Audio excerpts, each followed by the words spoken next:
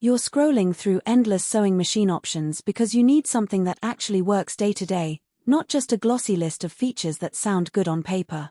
You want a machine that won't make you fight with tangled bobbins, that can handle a quick tote bag repair 1 minute and a full-blown embroidery project the next, and that feels solid enough to justify the price tag. The fear of buying a machine that looks amazing in the showroom but turns into a headache at home is real, and that's why I'm breaking it down the way a hobbyist-turned showpowner would before hitting add to cart. Link is in the description if you want to check the product details on Amazon. First off, let's talk about what the Brother SE1900 actually does for you when you pull it out of the box. The biggest practical win is the integrated embroidery area 5 inches by 7 inches, big enough for most personal projects like monogrammed towels, small quilts, or custom patches, yet compact enough to sit on a kitchen counter without hogging the whole space. The built-in library of 138 designs means you can start stitching a birthday shirt or a personalized tote in minutes, without hunting down separate design files online. What matters in everyday use is how the machine handles those designs.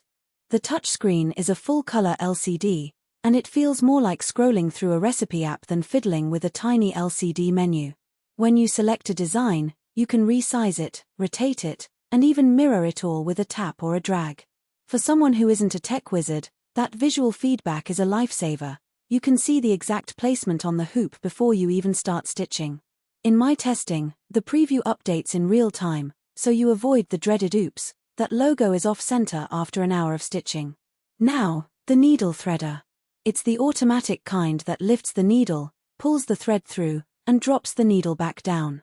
On paper, that sounds like a novelty, but in practice it cuts down the setup time dramatically. I measured the difference on a typical weekend project. Threading the needle manually took me about 45 seconds, while the auto-threader took roughly 10 seconds, and you never have to worry about a missed stitch because the thread isn't fully caught. That's the kind of time saving that adds up over weeks of quilting or garment repairs. The drop-in top bobbin is another convenience that people often overlook. You don't have to wrestle with a bobbin case or pull the bobbin out to refill it. Just open the top, drop a fresh bobbin in, and the machine seats it automatically. For anyone who does frequent color changes, think of a multicolor embroidery project or a patchwork quilt. This means you're not pausing every few minutes to wrestle with bobbin tension. All that said, there are trade-offs you should know before you commit. The 57 hoop is generous for most hobby projects, but if you're aiming to stitch larger logos on a blanket or a big piece of apparel, you'll quickly hit the edge. In that scenario, you'd either have to stitch in sections and seam them together, or invest in a larger format machine.